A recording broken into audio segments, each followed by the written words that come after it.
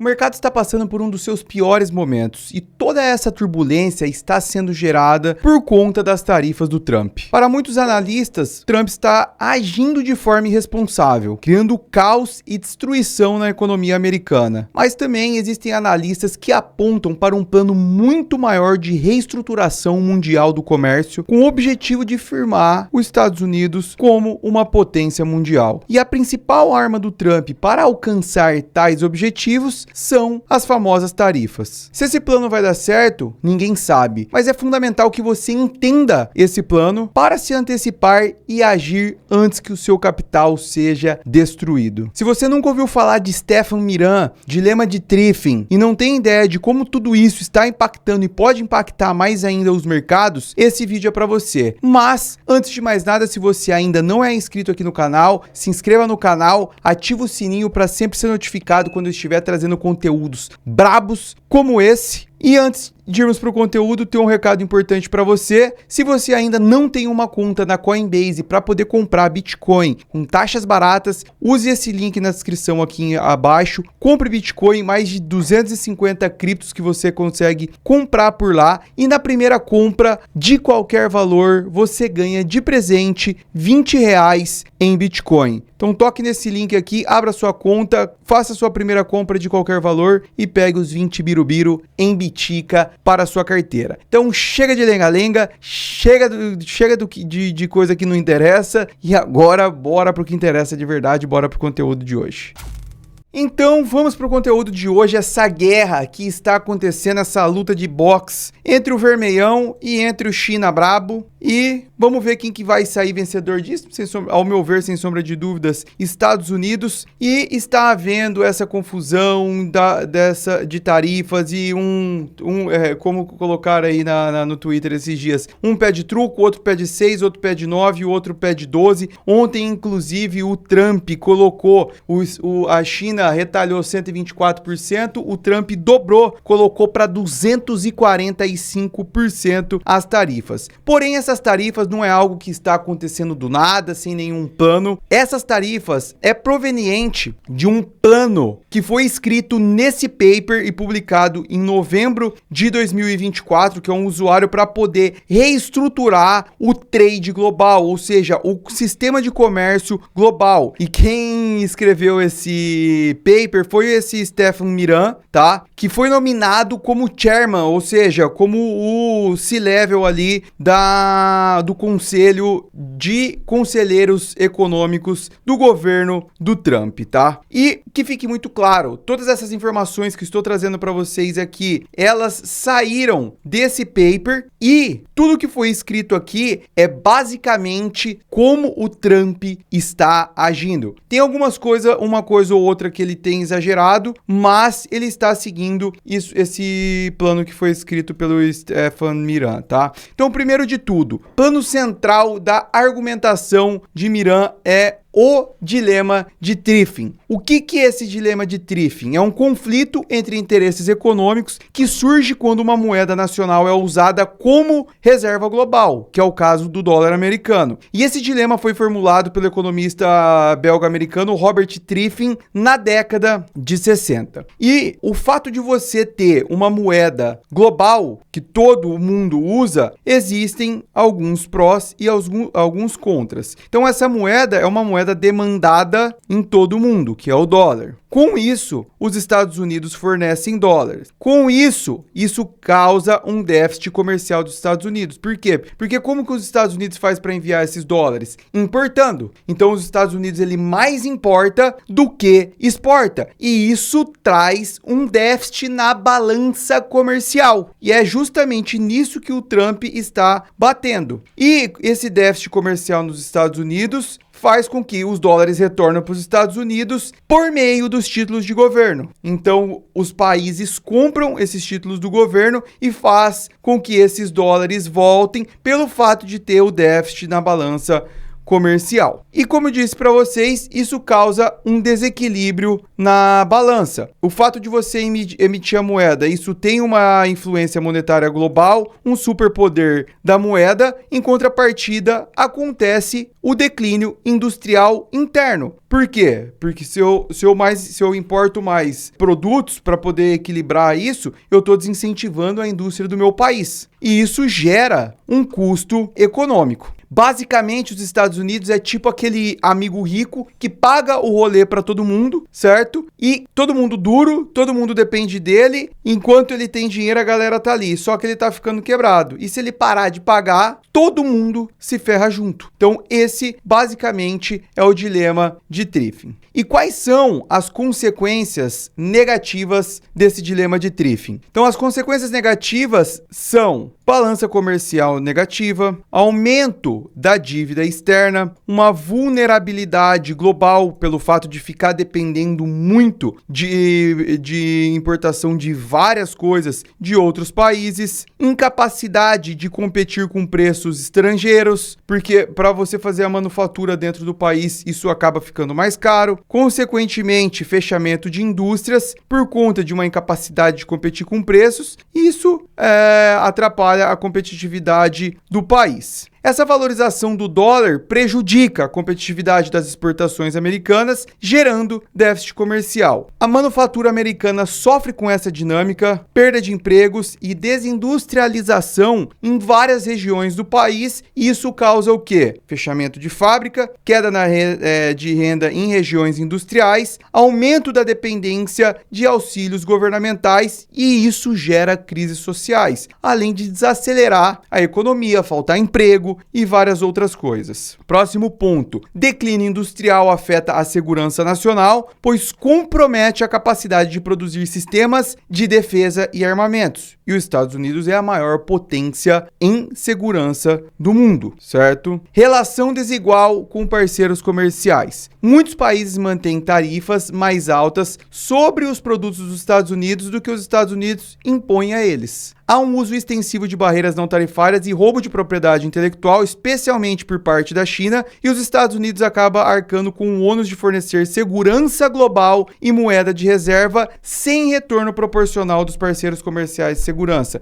Basicamente é o seguinte, todos os países cobram tarifas dos Estados Unidos não cobra tarifa desses países, fornece segurança para vários deles, e aí não recebe nada em troca, além de fornecer a moeda. Então é nisso que o Trump está querendo reorganizar. Ah, você cobra a tarifa de mim? Eu também vou cobrar a tarifa de você. Eu estou te fornecendo dinheiro, segurança. O que mais que você quer? E degradação da confiança internacional do dólar ou em ativos americanos, que pode gerar crises sistêmicas globalmente. Então, mediante a esse paper, essas são as consequências negativas. E, obviamente, qual é o plano para resolução disso? E é o que o Trump tem seguido muito à risca. Primeiro de tudo, implantação de tarifas, que são vistas como instrumento eficaz para corrigir os desequilíbrios comerciais. Possibilidade de usar tarifas para forçar os aliados a também imporem barreiras à China, criando uma coalizão econômica e geopolítica. Isso já aconteceu recentemente, a gente viu o primeiro anúncio do Trump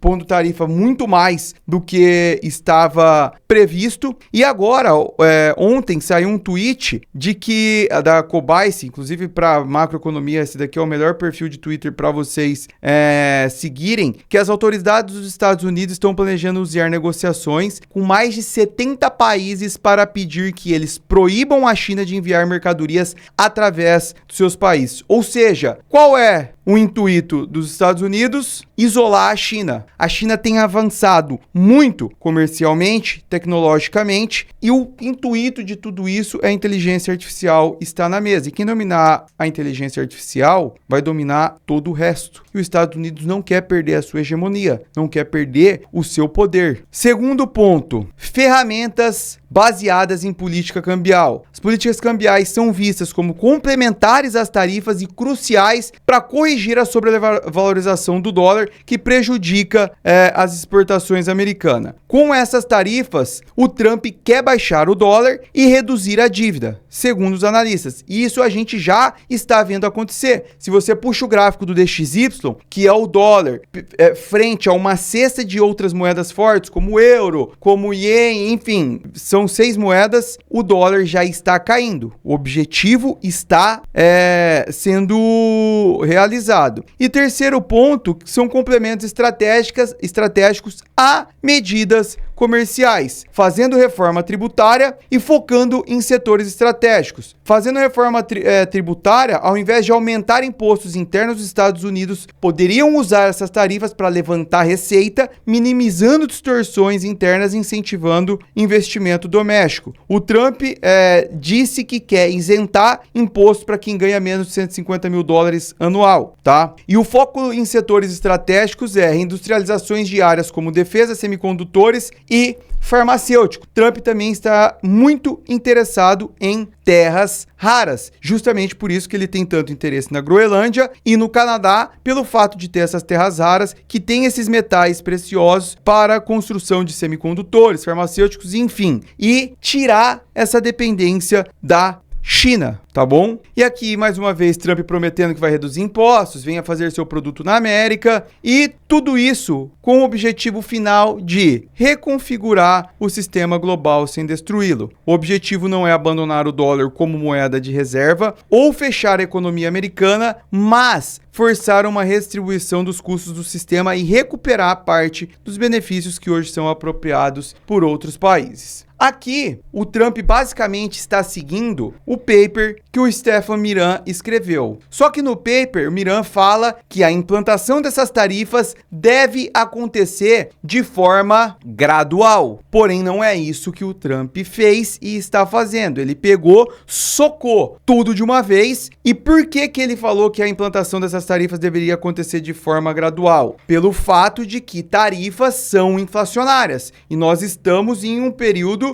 delicado, precisando de corte na taxa de juros para poder refinanciar a dívida e um controle de inflação. E o Trump pegou, foi lá e aumentou isso tudo de uma vez, porque o intuito dele, de fato, é derrubar os mercados na marretada, como meu grande amigo e mestre Papini desenhou a tese. Por quê? Porque ele precisa refinanciar 9 trilhões de dívidas esse ano. E como é que você refinancia 9 trilhões de dívida com um juro alto? Então eu preciso de um juro mais baixo para que eu tenha um refinanciamento mais barato, mais atrativo dessa dívida. E o Fed não está flexibilizando. O Fed não está cortando juros, mesmo os dados vindo bons para isso. E é por isso que ele está forçando a tarifa para causar um colapso no mercado, incerteza, para que ele chegue no objetivo dele. E dos últimos dias aqui, nas últimas horas, vamos dizer assim, primeiro de tudo, o mercado está sendo muito operado por notícias, por conta dessas matérias. Ontem o Powell deu um discurso. Foi questionado se o Fed intervirá no mercado de ações se despencar. A resposta foi não. Com uma explicação, o mercado está funcionando como deveria, embora haja muitas incertezas. E é particularmente importante observar o momento desses comentários. O Trump, não gostei muito dessa postura dele, mas falando que o Powell sempre chega tarde e errado, que a demissão do Powell não poderá ocorrer rápido o suficiente e que o Fed deveria ter reduzido as taxas de juros há muito tempo. Um bom ponto aqui também que vale ressaltar é: o Fed não atende a governos, o Fed atende a interesses de bancos. Bancos não querem quedas em taxas de juros com os ativos caros ainda. Querem mais pânico para que eles possam entrar comprando ativos mais baratos. O Fed deveria cortar as taxas já porque os dados estão condizentes com isso, inflação caindo, para acelerar esse processo? Sim, só que o preço dos ativos ainda estão caros. E os bancos, como o Fed atende aos interesses dos bancos, eles querem comprar barato. Então é justamente justamente por isso que eles vêm e chegam atrasado. Depois que a economia está colapsada, eles fazem a injeção, os ativos estão baratos e o mercado entra comprando. Essa liquidez escoa para o mercado com o mercado barato. Essas daqui são as probabilidades da gente ver um corte na taxa de juros na próxima reunião de maio. Nós chegamos a ter 30% de probabilidade e isso veio caindo drasticamente. A projeção para o primeiro corte é em junho de 75%. Isso aqui estava maior, estava em torno de 80%, 83%. Porém, isso daqui vai mudando dia após dia. E o nosso querido Bitcoin da massa segue aqui, ao meu ver. Qual é a visão que eu estou tendo aqui para o Bitcoin nesse prazo? Primeiro de tudo, a gente recentemente rompeu, num tempo gráfico mais macro, a gente rompeu essa cunha descendente, que tem a maior probabilidade de rompimento para cima mesmo. Nós estamos trabalhando aqui acima dela. Porém, esse movimento está acontecendo em uma cunha ascendente. Aqui, ó. Aqui nós temos uma outra cunha ascendente, que é um movimento de reversão. A gente perdeu essa cunha e nós temos a maior probabilidade de vir buscar essa região, que é o 61%, 61% de todo esse movimento. Que isso dá algo em torno de 80, 78 mil dólares. E com isso a gente vê uma formação de um ombro, cabeça e... um ombro, cabeça e ombro, que é um padrão que sinaliza inversão de tendência. Então é muito isso que eu estou enxergando. Essa semana, Bitcoin tentou romper essa região aqui dos 87, 80 mil dólares sem sucesso. Formamos um paviozão, viemos retestar essa região. Aqui a gente viu uma mudança de característica. Esses fundos geraram liquidez que eles tendem a ser capturados. Agora, nesse momento, estamos vendo uma correção desse movimento aqui da perca da cunha. Até 78% da retração desse movimento é um bom ponto, inclusive para quem queira fazer um short rápido. Para quê? Vir buscar essa liquidez nessa região desse bloco de ordens, que é uma região que tem bastante liquidez, para que a gente continue caindo e venha buscar essa região dos 61% da retração desse movimento todo aqui, formando um ombro direito para continuar o nosso movimento de alta. Isso é o que eu estou